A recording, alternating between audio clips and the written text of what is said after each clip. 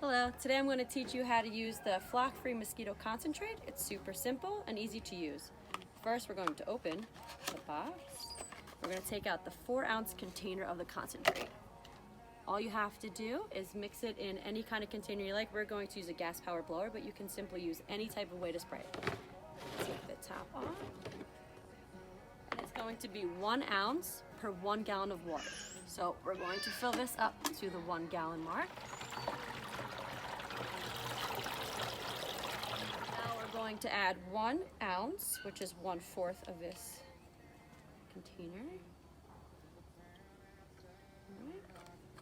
Now it's important that you mix it thoroughly, because when you mix it, it activates the concentrate. So I have painter stick, but you can use anything you need to, or just simply shake the container.